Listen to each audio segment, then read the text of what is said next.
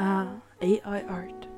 I know it, you know it, your weird Uncle Tom loves it, and your mom probably shared an image with you that she found on Facebook or whatever. The point is, I don't need to explain to you what it is. Now, I'm a very lazy artist, so I thought, hey, why not do something every artist under the sun has already done and redraw some AI art? That sure would give me some motivation. And lucky for me, there is a site that is crawling with AI images. Wanna guess which? If you said Pinterest, you're wrong. It's actually DeviantArt. Because what better transition of content is there than weird fetish art to weird fetish art, but AI? So I took the first image that spoke to me, made sure that it was in fact AI generated, which it clearly is, and jumped right into it. Of course, the first thing I had to do was find, a reference. And I chose this one specifically for the feet because I thought, oh, this is gonna make drawing hooves way easier.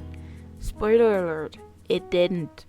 Because for some reason I thought that deer feet and horse feet were similar, which they weren't. So I had a lot of trouble fixing this. Also, I wanna mention that I like character designs that are really, really simple. I see a lot of things in a way of, oh, can you animate this? Oh, what if you have to draw this 15 times over? So I just prefer simpler designs. That's why her clothing and especially her patterns and everything I had to simplify a lot.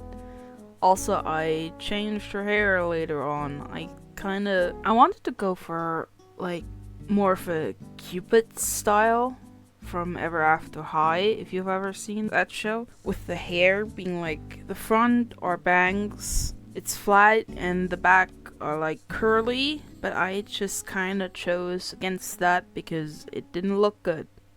That's why I changed it. I also wanted to add a lot of heart and flowers because on the original image it had a lot of flowers, but I also decided against that simply because it was starting to get distracting, it didn't fit with the hair, and it was just a bit too much. So for some reason I started drawing this on a really giant canvas. For reference, my art usually is on a 500 by 500, maximum 1000 by 1000 pixel canvas. Don't ask me why I decided against that. I also, for some reason, decided to not line art the inner eye, the iris. For some reason, usually I do that, but this time I just decided, hey, I have to draw this manually and then fix it because it didn't look good. Yahoo!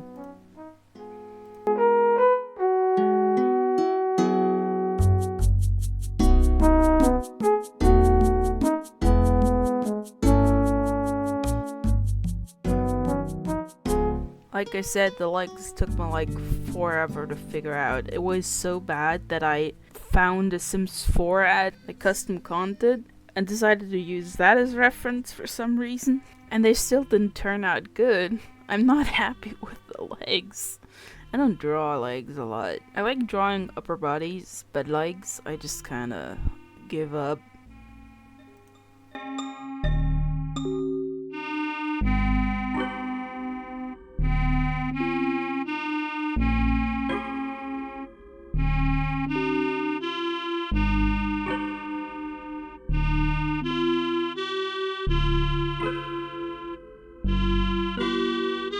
Now the hands. They're hands. I don't draw hands. I can't draw hands. Fingers are the worst. And I struggled with the first one, and then the second one came, and it was so bad that I used my own hand as reference, right? And I got it good, and then I realized, wait, I'm using the wrong hand. I have to turn this around somehow. I have to fix this.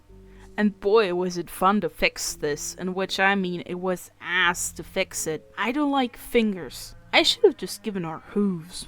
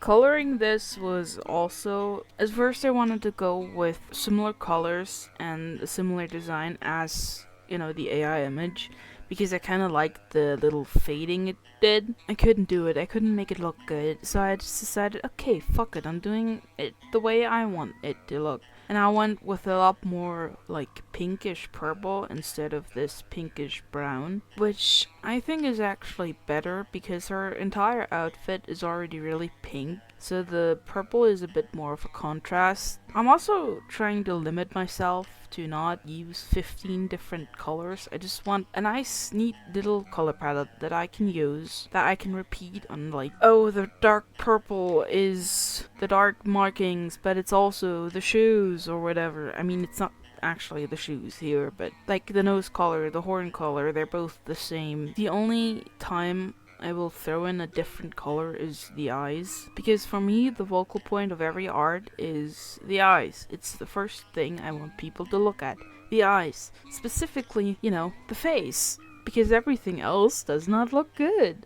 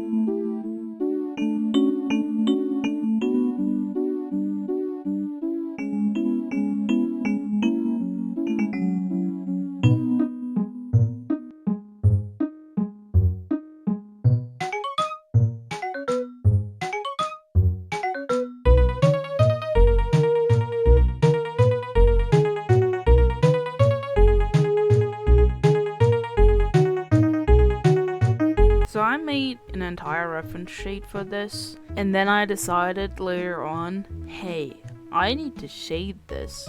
And here's a little tip for all of you. Please, for the love of God, do not shade your fucking reference sheets. It is so hard. If I have to draw a character and you give me the reference sheet of your character and that reference sheet is shaded, I don't like which part of this is shading and which part of this are actual markings. So here's a little tip. Don't shade your reference sheets. If you want, you can make one version that is flat colors, no shading, and one version with shading. And you give the artist your flat colored reference sheet. Please, just do yourself and the artist a favor and, don't shade your reference sheets.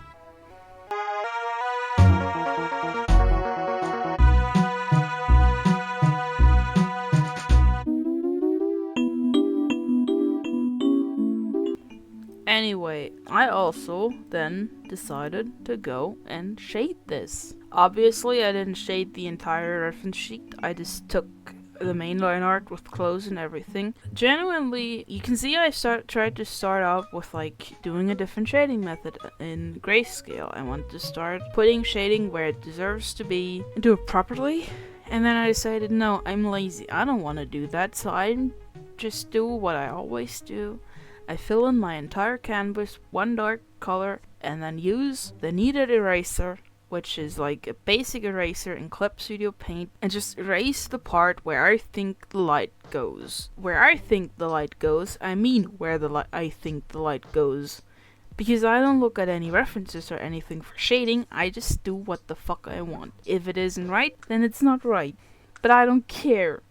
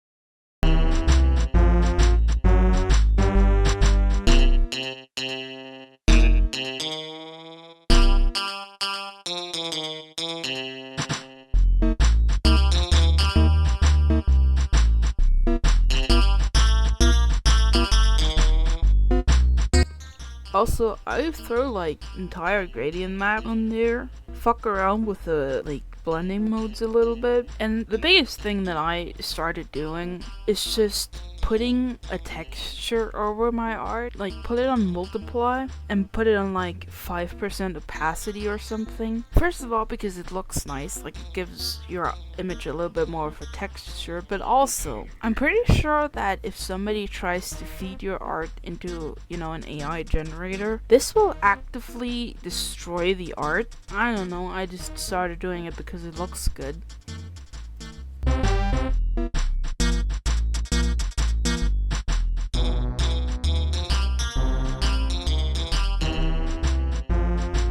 Honestly, I think comparing my art and the AI art, I'd say that I kind of like the AI design a little bit more because it looks a little bit softer. And obviously the clothes look a lot more detailed, but also not. If you actually look at it, you can see the AI struggled so hard with all of the little ribbons and little patterns and whatever. Like at first when I saw this image from afar, I thought, oh, I've seen this art style before. Are you sure this is AI? And then I opened the image and saw, oh, what the fuck is going on here? Yeah, so like I said, I think this was fun, and I want to do more of this. Probably not on this big of a canvas, and not this detailed, like without shading or whatever, so I can do more of them in like a little batch. But if you guys like this, then of course I'm gonna do more. And I like that we as artists have decided to just reclaim AI art, redrawing it, making it better. I do wanna say again that if you redraw AI art, you should definitely, put a filter or something that absolutely stops anyone from feeding your art back into an AI generator. And I want to thank you all for watching and have a good day.